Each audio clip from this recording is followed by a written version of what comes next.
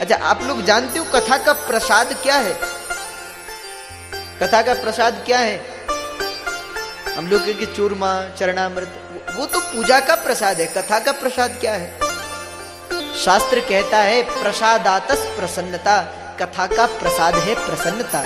अगर कथा सुनते समय मुख पर प्रसन्नता है, जब कथा से घर को जाओ तो मुख पर प्रसन्नता हो, तो समझो कथा से प्रसाद मिल गया। और अगर कथा से जा रहे हो मुख लटका हुआ है, बिना प्रसाद लिए ही घर चले गए, ऐसा समझो। इसलिए आप लोग जब कथा में बैठते हैं पूरे आनंद के साथ, पूरी प्रसन्नता के साथ, जागृत भाव से कथा में बैठना चाहिए। ऐसा ना हो कि शरीर तो कथा में है और मन कहीं और। भगवान को शरीर नहीं चाहिए, भगवान को मन चाहिए। और हम लोग क्या करते, काम उल्टा कर देते। संसार को शरीर की आवश्यकता है, उसे मन नहीं चाहिए, और भगवान को मन की आवश्यकता है, उसे शरीर नहीं चाहिए। अच्छा, आप लोग कहेंगे कैसे? भाई देखो, यहाँ कथा हो रही है, मानो कथा समय ये है कि 5, 5:30 तक विश्राम हो जाए, और कथा यहाँ हो रही है रात के 9, 10, 11 बज गए, यही कथा में आप लोग बैठे।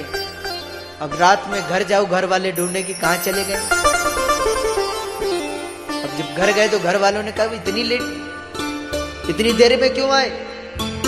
और हम लोग कहते कि महाराज हमने तो 5:30 बजे ही अपना मन घर भेज दिया था। तो लोग क्या कहेंगे? वो लोग कहेंगे कि भाई हमें तुम्हारे मन की जरूरत नहीं, तुम्हारा शरीर चाहिए।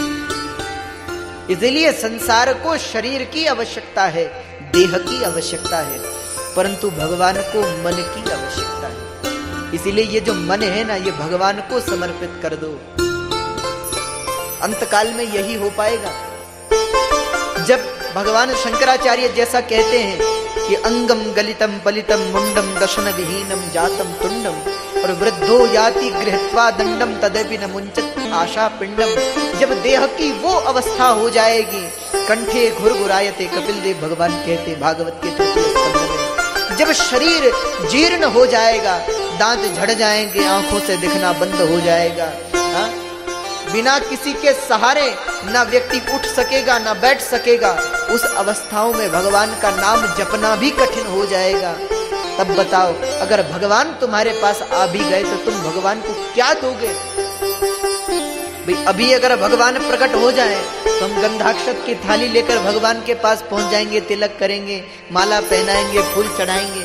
पर उस अवस्था का विचार करो जब देह से हिलना भी कठिन हो जाएगा, और भगवान तुम्हारे सामने प्रकट हो जाए तो क्या दोगे भगवान को? बोले उस अवस्था में अपना मन भगवान को समर्पित कर देना, भगवान प्रसन्न हो जाए। भागवत के 8वें स्कंद में बलि वामन की कथा है। राजा बलि और वामन भगवान की कथा है। वामन ने 3 पग भूमि में पदानी त्रिदत्तानी भूमेर मह्यम त्वयासुर, 3 पग भूमि में सारे त्रिभुवन को नाप लिया था। पर बलि ने, अच्छा ध्यान दीजिएगा, भगवान ने कहा कि मुझे 3 पग भूमि चाहिए। भाई जब काम 2 पग में हो रहा था तो 3 पग भूमि क्यों मांगी? क्योंकि 2 पग में बलि का ले लिया और 1 चरण में बलि को ले लिया। जब बलि ने सर्व समर्पण किया तो भगवान प्रसन्न नहीं हुए। जब बलि ने स्व समर्पण कर दिया, अपने आप को भी भगवान को समर्पित कर दिया, तब जाकर भगवान प्रसन्न हुए। इसीलिए भगवान को तुम्हारा नहीं चाहिए। भगवान कहते हैं अन्न धन और वस्त्राभूषण मुझे न चाहिए, आप हो जावे मेरा, यही मेरा सत्कार है। भगवान कहते हैं मुझे तेरा अन्न नहीं चाहिए, वस्त्र नहीं चाहिए, आभूषण नहीं चाहिए, तो क्या चाहिए? बोले मुझे तो तुम चाहिए, तुम अपने आप को मुझे समर्पित कर दो, इसके अतिरिक्त मुझे नहीं चाहिए। और भगवान कहते हैं भाव का भूखा हूं मैं, भाव ही बत्सार है, और भाव से मुझको भजो तो भव से बेड़ा पार है। भगवान को देना है तो भाव दो, और जब भाव आ जाता है ना तो शब्द ज्ञान ये सब मिट जाता है। कई लोग हमसे कहते हैं महाराज हमें भगवान की पूजा करना नहीं आता, पूजा कैसे करें? हम लोग कथाओं में देखते हैं कि भगवान को अभी यज्ञोपवीत चढ़ाना है, अभी षोडशोपचार से पूजा करनी है, अभी पंचोपचार से पूजा करनी है, अभी अभिषेक करना है। हमें महाराज इतना आता नहीं है, तो क्या भगवान हमसे प्रसन्न नहीं होंगे? भगवान की पूजा कैसे करें?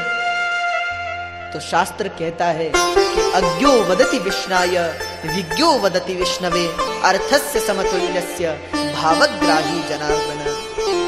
दो लोग इकट्ठे हुए, एक ने कहा ओम विष्णाय नमः, ध्यान दीजिएगा, दो लोग इकट्ठे हुए, एक ज्ञानी था एक साधारण था। जो साधारण था उसने कहा ओम विष्णाय नमः, और जो ज्ञानी था उसने कहा ओम विष्णवे नमः।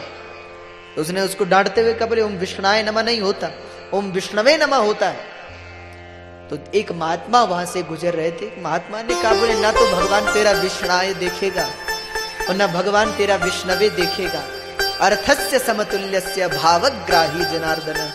भगवान तो मात्र भाव के भूखे हैं, वो तो केवल भाव देखेंगे कि कौन किस भाव से बोल रहा है, कौन किस भाव से पूजा कर रहा है। हमारे कर्म में जड़ता नहीं आनी चाहिए, कर्म चेतन होना चाहिए।